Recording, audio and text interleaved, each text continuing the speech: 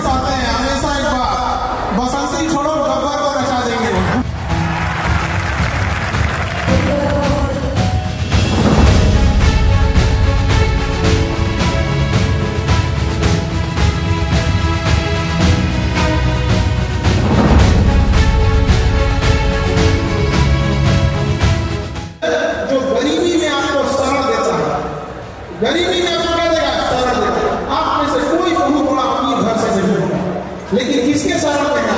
शिक्षा के शरण।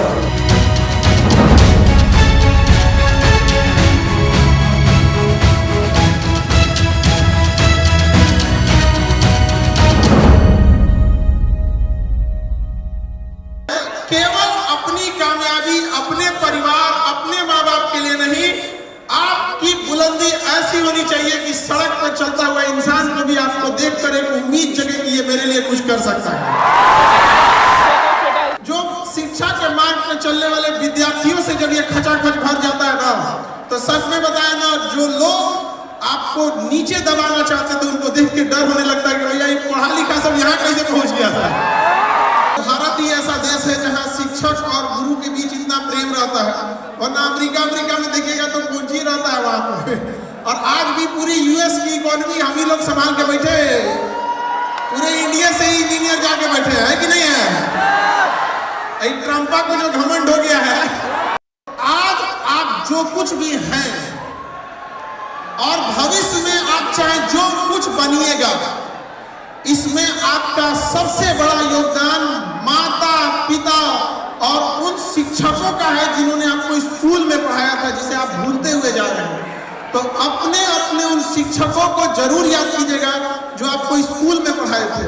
हमको एक बात एज ए शिक्षक देखकर ये बड़ा अलग सा लगता है कि हम लोगों को तो लोग याद रखते हैं, लेकिन जो स्कूल में आपको पढ़ाए थे उस दौरान वो लोग बड़ा मेहनत किए थे। नेशनल लेवल पे हम नहीं, चाणक्य गए थे इस बिहार से। हम लोग तो चाणक्य के पैर की धूल के बराबर भी नहीं है। इतिहास हम लोग का जो है ना, मगध का जो साम्राज्य था, दोबारा याद रखिएगा कि मगध को मगध बनाने वाला चाणक्य का एक शिष्य चंद्रगुप्त मौर्य था। उस समय एक चंद्रगुप्त मौर्य की जरूरत थी, आज हजारों चंद्रगुप्त मौर्य की जरूरत है। वापस ये बिहार मगध होकर रहेगा। यहाँ पर भारत की राजधानी दिल्ली रही है, लेकिन अखंड भारत की राजधानी पाटलिपुत्रा थी। तो जब अखंड भारत बनाना है तो पहले बिहार को क्या बनाना होगा? मगध। और तब वहां से क्या बनेगा? अखंड भारत। तो आप लोग को जैसे देख के लगता है पक्का बनाओगे आप लोग। ऐसा कोई फील्ड है जहां आप लोग नहीं पहुंचे हैं। तो शिक्षा का और वो सर्वांगीण विकास है, वो सब चीजें में आपको लाना है। डिसिप्लिन, टाइम, हर चीज को आप लोग को सुधार के लाना है।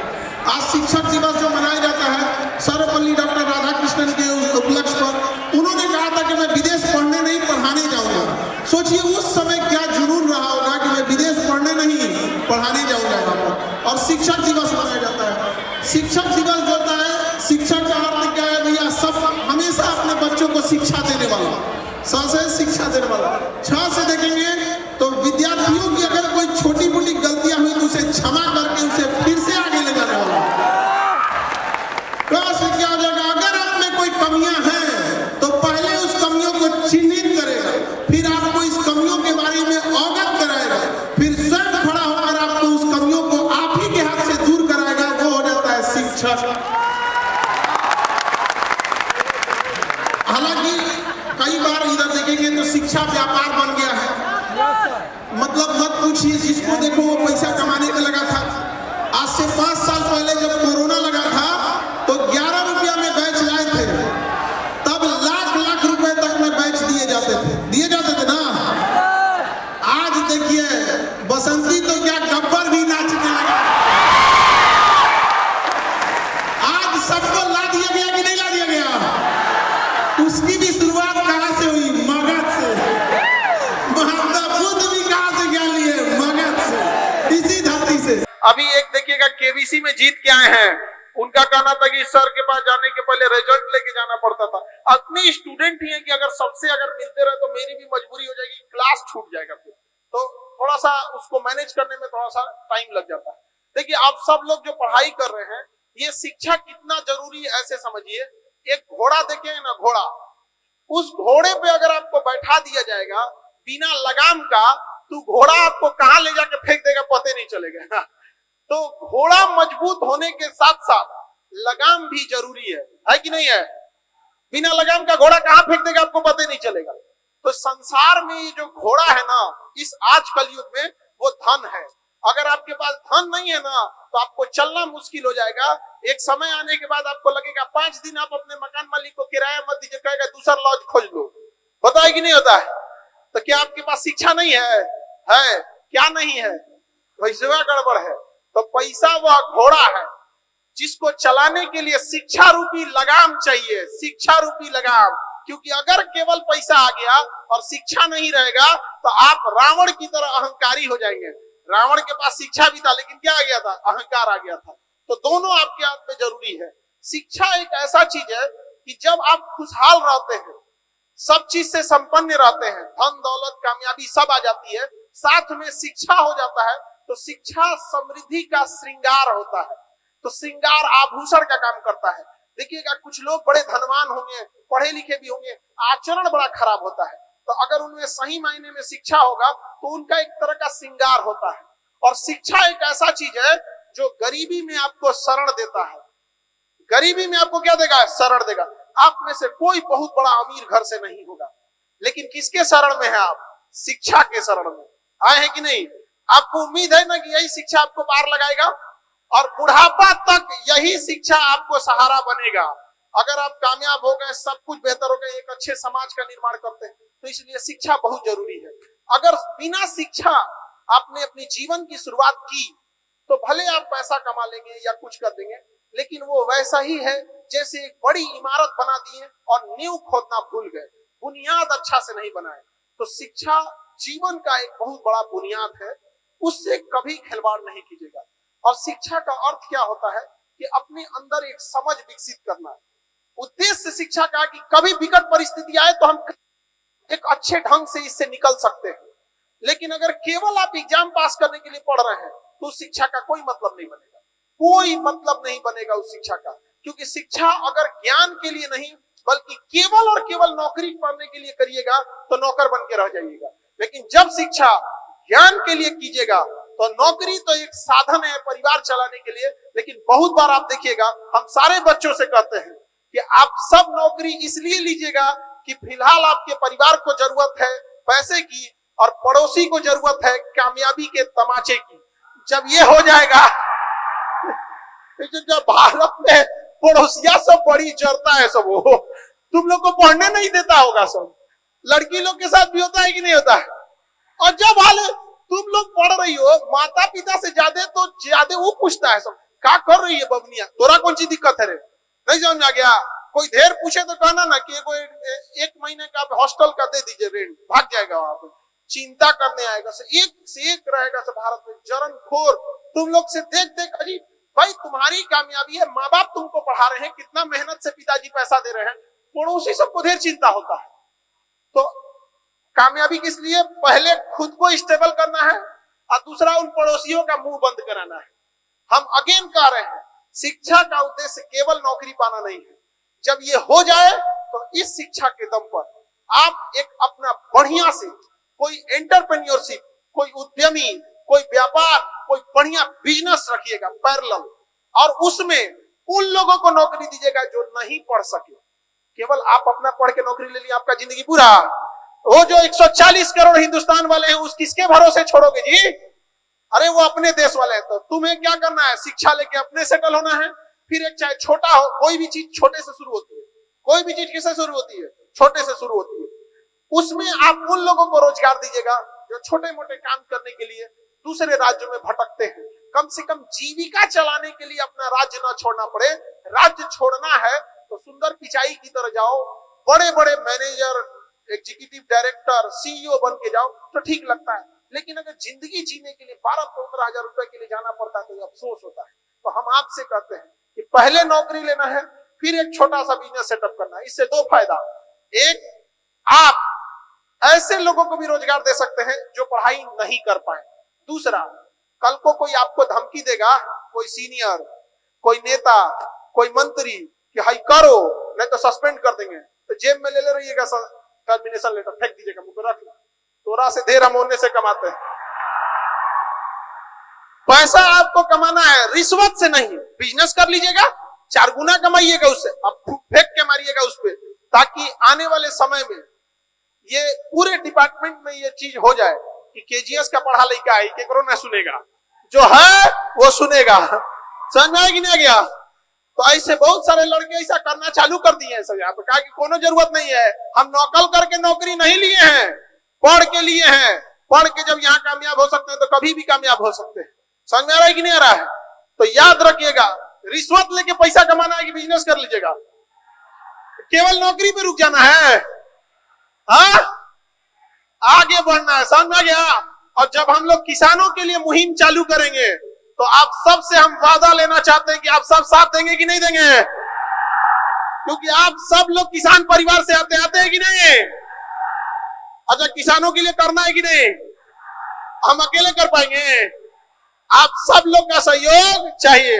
आज देखिए, हम एमबीबीएस डॉक्टर नहीं हैं, हम डॉक्टर नहीं है, लेकिन देश के गरीब जो मरीज है उनको एक उम्मीद जग गया है कि ये आदमी ठीक कर सकता है, जबकि हम डॉक्टर नहीं हैं। लेकिन पहली बार किसी ने सोचा था कि मेडिकल में कोई गरीब सर उठा के इलाज करा सकता है। पहली बार एक गरीब को कोई मरीज नहीं बोलेगा, गेस्ट बोलेगा। अब कोई ये नहीं बोलेगा कि पेशेंट नंबर 40, नहीं, गेस्ट नंबर 40, तब वो आएंगे यहाँ पर। पहली बार ये हुआ है कि नहीं हुआ? और मेडिकल तो अभी बस शुरुआत है, अंतिम मंजिल तो किसानों को सुधार करना है, और सुधार करके रहा जाएगा। बस आप लोग का सहयोग की जरूरत है, एकदम रहेगा कि नहीं? अभी इसके बाद नीट वाले बच्चे आ रहे हैं, अरे वही तो अपने मेडिकल हॉस्पिटल के रीढ़ है सब। जब हम लोग इसकी दिमाग में आइडिया आया था कि कैसे हम लोग किसी गरीब को भी इलाज करा सकते हैं, तभी हमने उस समय 2023 में ही नीट का बैच क्या किए थे, स्टार्ट किए थे। तो उस समय लोगों को लग रहा था कि काहे नीट का बैच स्टार्ट किए थे। अब समझ में आ रहा है कि काहे स्टार्ट किए थे। उधर बनेगा डॉक्टर और इधर खुलेगा हॉस्पिटल, न उसको बेईमानी का शौक। और इधर तो भारत में केकरो से पूछोगे कि खान सर बेईमानी करेंगे तो दुश्मनों मेरा कहेगा कि ना ना वो आदमी कोई सो है लेकिन बेईमान नहीं है, बोलेगा कि नहीं बोलेगा। जो पानी पी पी के भी गरियाता होगा ना, वो भी कहेगा कि ना बेईमान नहीं है। अब ये तो होते रहता है, ये देश है। लोगों ने सीता मैया को अग्नि पे बैठा दिया तो हम कोने डेगची के मसाला है भाई, हमरा छोड़ेगा। लेकिन ऐसे लोगों पे ध्यान नहीं देना होता। ये शुरू से थे, सब शुरू से पैरासाइट की कोई कमी नहीं है। बोलते रहे कोई, जवाब बराबरी को दिया जाता है, छोड़ते रहना चाहिए। समझ में आ गया कि नहीं आ गया? आपको किसी को माचिस से नहीं जलाना है, कामयाबी से जला देना। आप सब लोग का गांव में कुछ ना कुछ ऐसा होगा जो इस इंतजार में बैठा होगा कि तुम असफल होके आओ, तुम्हें ताने मार मार के जीने नहीं देगा। लड़की लोग को तो खास करके तुम्हें घरे में 2-4 को मिलेगी, सब रिश्तेदारे में मिल जाएगी, सब नहीं मिल जाती है सब। अरे बेचारी सबको तो एक तो अच्छा हॉस्टल भी इन सब का महंगा है। अच्छा काज में क्या हॉस्टल महंगा है लड़की सबका, जबकि कम खाती है, सही सबका सस्ता होना चाहिए। तो तुम लोग लड़बे नहीं करती हो, अपने लिए लड़ना सीखो। याद करो आज से 1 साल पहले से कई बार आप हमारे मुंह से ये सुने होंगे कि सरकार जीएसटी ज्यादा ले रही है मेडिकल इंडस्ट्री पे। जब हम सवाल उठाते थे तो लोग कहते थे कि पॉलिटिक्स कर रहा है। अरे हम पॉलिटिक्स पढ़ाते हैं रे, पॉलिटिक्स पढ़ाते हैं, करते नहीं है। पढ़ना है तो आ जाना, पढ़ना है तो आ जाना, बोलना कि हम ऑफर दे देंगे, ऑफर पढ़ लेना। पॉलिटिक्स पढ़ाते हैं हम, पढ़ के अच्छा से पॉलिटिक्स करना। नया बैच आने वाला है पॉलिटिक्स का और इधर चुनाव भी है, जिसको पढ़ना होगा आके पढ़ लेगा। तो हम जब सवाल उठाते थे इसलिए नहीं उठाते थे कि हमको हल्ला करने का शौक है, बल्कि सवाल इसलिए उठाते थे कि जो नहीं उठा सकते हैं उनकी हम आवाज बन सके। चाहे जहां भी गए थे तो लोग हमसे कहते थे पॉलिटिक्स कर रहा है तो ये एंटी नेशनल है, तो ये खिलाफ बोल रहा है। हमारा झुकाव न किसी जाति, न धर्म, न किसी राजनीतिक पार्टी। हमारा झुकाव सदैव रहा है तो देश के प्रति रहा है और अंतिम क्षण तक देश के प्रति रहेगा। जब हम बोलते थे कि जीएसटी महंगा है तो बहुत सारे लोगों के, जैसे पॉडकास्ट वगैरह होता है ना, तो कुछ लोग उसको काट देते थे, कहते थे कि सर आपको डर नहीं लगता था जीएसटी पे बोलने के लिए, लेकिन हमरा डर लगता है, आप हमरे चैनल पे आके बोल दिए हमरा कुछ हो जाएगा, वो काट देते थे लोग। लेकिन आप बताइए आज जीएसटी कम हुआ कि नहीं हुआ? हुआ कि नहीं हुआ कम? तो लड़ना सीखो। माँ भी अपने बच्चे को तब तक दूध नहीं पिलाती है जब तक वो चिल्लाता नहीं है। ये देश तुम्हारा है, अपना अधिकार मांगना नहीं, छीन के ले लो अपना अधिकार। याद रखना तुम्हारी वफादारी केवल किसके प्रति होनी चाहिए? देश के प्रति। आज जीएसटी कम हुआ कि नहीं हुआ? वह दिन दूर नहीं जब शिक्षा से 18% जीएसटी नहीं खत्म करा दिया गया तो तुम कहना यहाँ पर खत्म करके रहा जाएगा, क्योंकि पढ़ने का अधिकार और जीने का अधिकार गरीबों को भी है। ना पढ़ाई महंगा होने देंगे, ना मेडिकल महंगा होने देंगे। अकेले लड़ेंगे। एजुकेशन में कर दिए कि नहीं कर दिए? अरे कुछ दिन रुको, ना मेडिकल में कर दिए तो कहना, नहीं कर दिए तो तुम कहना। यहाँ पर एक गरीब जब आएगा तो भारतीय मेडिकल इंडस्ट्री की खराबी जानते हो क्या है? एक मरीज उसके पीछे 4 गो के देखे वाला। जानते हो क्यों? क्योंकि उसको अस्पताल पे भरोसे नहीं है, भरोसे नहीं है अस्पताल। अरे यार मरीज आ गया, ऐसा होना चाहिए कि मरीज अपने अटेंडेंट को कहे कि बाबू भैया चल जा, बड़ी अच्छा सेवा कर रहा है। सो यहाँ फोन करके बुलाइए, आइए हो आपका मरीज ठीक हो गया, पैक जाइए, ले जाइए घर ले जाइए, खाना पीना खिलाइए अब यहाँ पे। लेकिन इंडस्ट्री देख रहे हैं कैसा हो गया है। तो हम जब आए तो कई लोग मजाक उड़ा रहे हैं कि तो डॉक्टर है ये नहीं है, डॉक्टर है ये नहीं है, ई का सुधारेंगे। अरे बाबू शिक्षक वह होता है जिसके गोद में निर्माण और प्रलय खेलते हैं। यहाँ पर बहुत हो गया यहाँ पे लुटाई, अब नहीं होगा। यहाँ करके दिखाए लो कि नहीं दिखाए लो? यहाँ पर केवल हम लोग नेता थोड़े जो कह देंगे और करेंगे नहीं, इधर बोले उधर काम स्टार्ट हो गया। अब नेता और शिक्षक में अंतर होता है, नेता बोल के भुला जाता है, नहीं समझ में गया? अच्छा अजब चीज है, एक नेताजी से हमारा थोड़ा सा बकझक हो गया था। उनसे कहे सुनिए ना, अब कहीं कोई बोलेगा नेता पे तो 10 आदमी सुनेगा कि हाँ, कहेगा हाँ ठीक है बोल रहा है नेता को, लेकिन शिक्षक के बारे में बोलेंगे तो 10 आदमी आप ही के बीच से कहेगा शिक्षक को काहे बोल रहे हैं। क्योंकि केवल हम नहीं, प्राचीन से ही देखेगा तो भारत में शिक्षकों ने जो सुधार जो करने का प्रयास किया वो शुरू से ही किया है।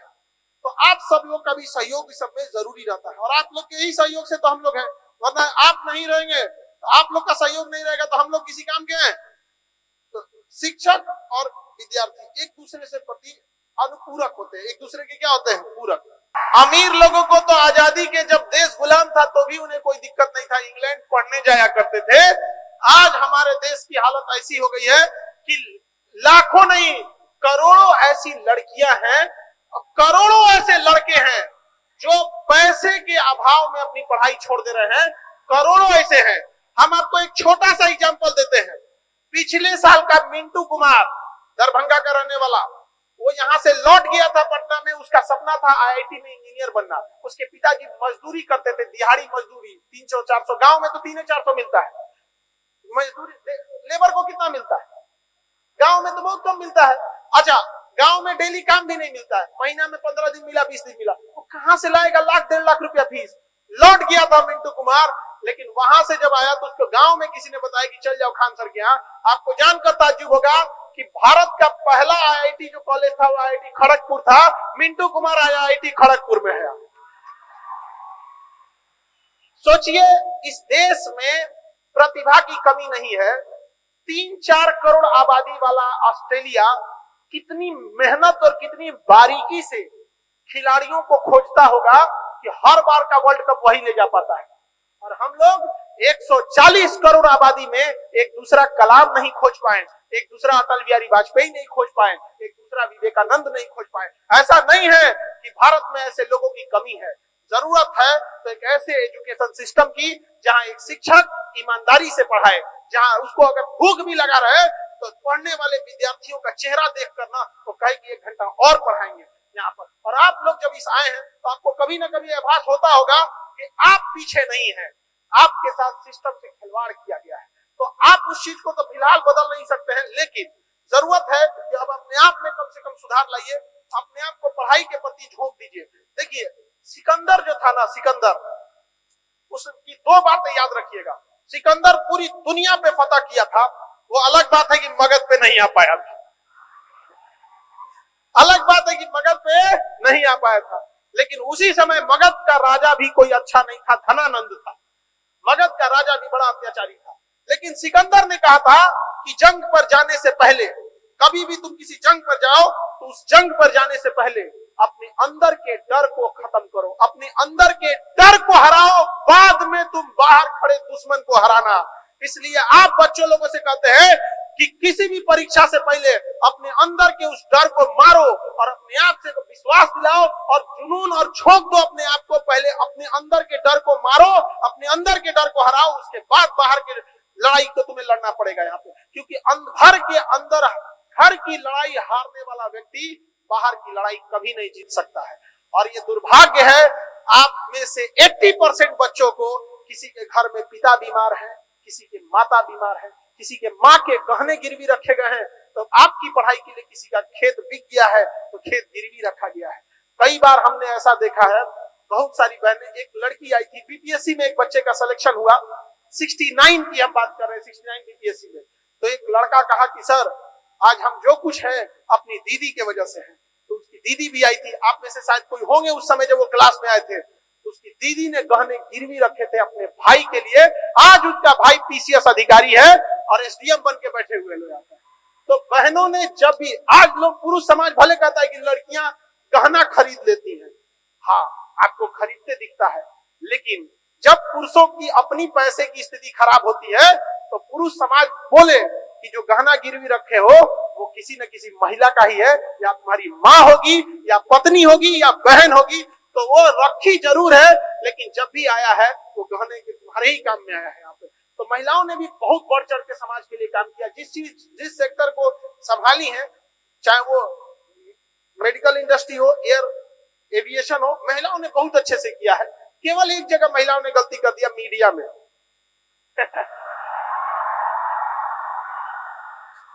मीडिया में तो महिलाओं ने तो कुछ महिला बहुत अच्छा काम की, वो आप सब देखती हैं। कुछ महिलाओं ने बहुत अच्छा काम किया और कुछ महिलाओं ने तो मीडिया में जाकर विस्कन्या का रूप ले लिया कि नहीं ले लिया। अजीब टाइप की चीजें चल रही हैं यहाँ पे, आपकी समस्या को कोई सुनने वाला नहीं रहा है। तो ये सब बड़ा सिस्टम है, आप लोग को आगे जाके क्या करना है, सुधार करना है, और उसको आप ही लोग को हाथों में सुधार करना है। समझ में आ रहा है कि नहीं आ रहा है? लेकिन हम हमेशा एक चीज जरूर कहेंगे, जब तक शिक्षा का उद्देश्य केवल नौकरी पाना है तो केवल नौकर ही बनेंगे। जब तक शिक्षा का उद्देश्य नहीं बदलेगा, आप सब लोग को कहते हैं कि अपने आप को सीमित क्यों करेंगे, क्यों सीमित करना है? अपने आप को हमेशा एंटरप्रेन्योर बन के क्या करना है, सोचते रहना है। और आगे आप लोग के हाथ से ही ये चीजों का बदलाव होगा। युवा ही हमेशा देश को बदलते हैं। याद रखिएगा, भगत सिंह की फांसी लगने के बाद भगत सिंह ने कहा था कि तुम एक भगत सिंह को तो फांसी लगा दोगे, इसके बाद जो भगत सिंह का सैलाब आएगा उस सैलाब को तुम कैसे रोक पाओगे? इसलिए जरूरी है कि अब वो भावना आपके अंदर होनी चाहिए। शिक्षा की अगर हम बात करें तो शिक्षा हमारे दिल में पनपता है। जैसे वृक्ष जमीन पर पनपता है लेकिन उसे पानी, पोषक तत्व की जरूरत है, अन्यथा वो सूख जाएगा और बड़ा होने के बाद वो फल देता है। ठीक उसी प्रकार शिक्षा हमारे दिल में पनपता है और मस्तिष्क उसको पोषण देता है।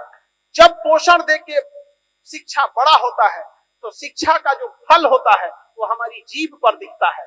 शिक्षित लोगों से बात कीजिएगा जो सच में शिक्षित होंगे, उनकी बातों से आपको लगेगा क्या प्रेम और करुणा है।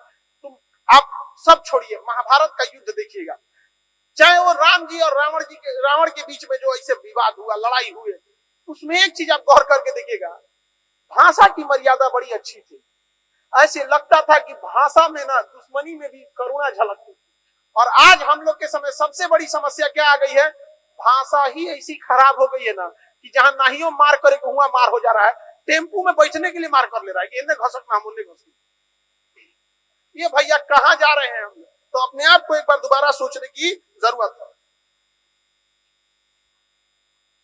अरे हम तो हमेशा आप लोग के साथ रहेंगे। देखिए, शिक्षा और अनुभव दो अलग अलग चीजें होती हैं।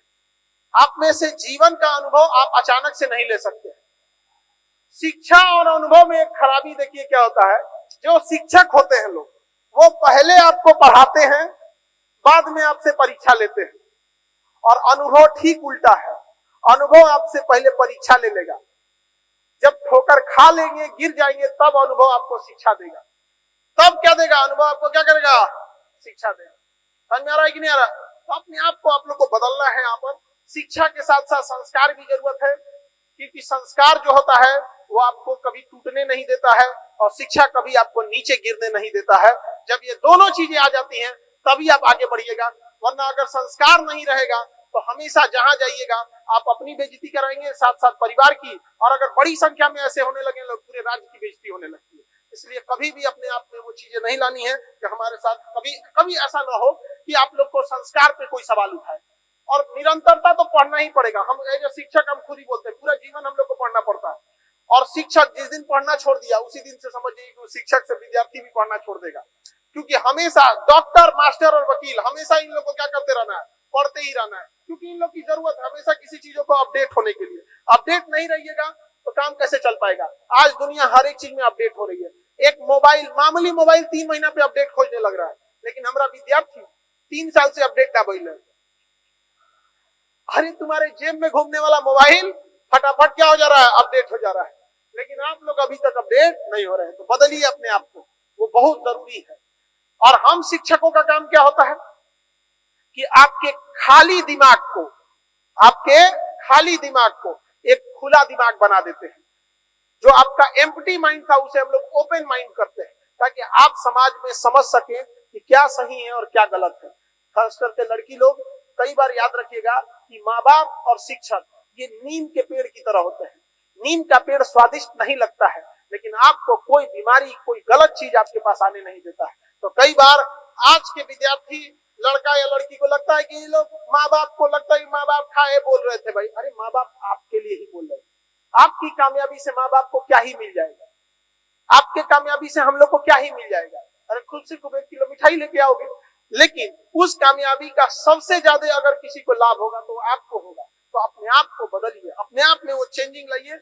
नहीं तो ऐसा ना हो कि बहुत देर हो जाए, क्योंकि समय दोबारा नहीं मिलता है। सक्सेस होने के लिए आपको समय देना पड़ेगा, अपने अंदर विश्वास लाना पड़ेगा और सेल्फ डिसिप्लिन होना पड़ेगा। ये नहीं कि आज टाइम टेबल बिगड़ गया तो क्या होगा, ये सब चीजों में आपको चेंजिंग लानी पड़ेगी। आजकल के बच्चे सब टाइम टेबल बनाता है, सब एक हफ्ता के बाद टाइम टेबल चेंज हो जाता है, फॉलो नहीं हो पाता है। इससे बड़ी शर्म की बात क्या हो सकती है कि एक बच्चा पढ़ने के लिए टाइम टेबल बना रहा है। अपने आप से सोच के देखो ना, वो काम किस लिए आए, आप लोग आए किस लिए, पढ़ने के लिए। टाइम टेबल आपका होना चाहिए कि बाहर कब जाइएगा, सब्जी लाने कब जाइएगा, मोबाइल कब चलाइएगा।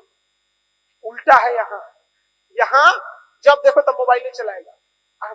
पढ़ने के लिए बबुआ टाइम टेबल बनाएंगे, दुर्भाग्य, एकरा से बड़ कौन सी का दुर्भाग्य हो गया, सोचिए। तो एक बार अपने आप को जरूर से अपने आप में सोचिएगा। और लड़की लोगों को भी कहते हैं, एक होता है इंटरनल ब्यूटी, जब आप दिमाग से सुंदर रहिएगा ना, दिमाग से सुंदर रहेंगे, वो उसका महत्व कभी नहीं खत्म होगा। और लड़का लोगों को भी कहते हैं कि आप लोग भी अपने आप में थोड़ा सा बदलाव लेके आइएगा, क्योंकि समाज में आपकी संख्या, सोचिएगा कभी कैसा होता है, एक लड़की अपने छोटे भाई को भी बाजार में लेके, एक समाज कैसा हो गया कि एक लड़की अपने भाई के साथ अगर फोटो डालती है ना तो उसको लिखना पड़ता है कि मेरा प्यारा भाई, नहीं तो लोग उसको कहां से कहां घुमा देंगे। कैसे समाज में हम जी रहे हैं, आप सोच सकते हैं कहां जा रहे हैं। हमारी संस्कृति ये तो नहीं थी, अपने आप से पूछ के देखिएगा, ये हमारी संस्कृति नहीं थी। तो हमें अब अपने आप में बदलाव की जरूरत है। नहीं तो अगर केवल सुंदरता पे रहिएगा तो फिर अगर ज्ञान अर्जित नहीं कीजिएगा तो सुंदरता कितना दिन चलता है, 35 साल।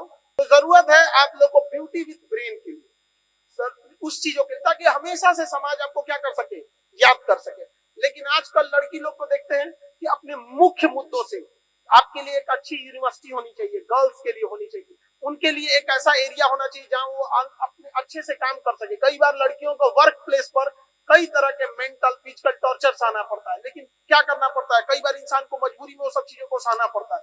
तो इन मुद्दों से बात हटाकर कई बार देखते हैं छोटे छोटे मुद्दों के ऊपर बात उठाते रहते हैं लोग, इससे आगे बढ़ने की जरूरत है। और अंत में एक बात जरूर कहेंगे कि आप लोगों का जो ग्रुप है, जिस माहौल में आप पढ़ रहे हैं, वहां कैसे स्टूडेंट है, कैसे बच्चे, ये बहुत मायने रखता है। क्योंकि जब युद्ध हो रहा था तो सिकंदर से पूछा गया कि आपको डर नहीं लगता है, तो सिकंदर ने क्या कहा था पता है, तो मुझे शेर सोचिए जिसे पूरे जंगल डरता है, उसने कहा था कि मुझे शेरों के उस फौज से डर नहीं लगता है जिसका नेतृत्व कोई गीदड़ कर रहा हो, बल्कि मुझे डर उस गीदड़ की फौज से लगता है जिसका नेतृत्व कोई शेर कर रहा हो। याद रखिएगा, आपके साथ कैसे लोग हैं, आपका नेतृत्व कौन कर रहा है, ये बहुत मायने रखता है। और ये सारी चीजें जब चेंजिंग होगी तब तो आप लोग जो ग्रुप बनाते हैं उसमें पता चला कोई शराब पी रहा है, कोई गुटखा खा रहा है, कोई मोबाइल चला रहा है, कोई फोन पे बतिया रहा है, तो क्या होगा, वो ग्रुप किसी काम का रहेगा नहीं। तो आपको अपने आप में वो चीजों का सुधार लाना पड़ेगा। जो अगर आप कोई गलती करे तो आपको आपका मित्र आपके बड़े भाई की तरह डांट के आपको संभालना।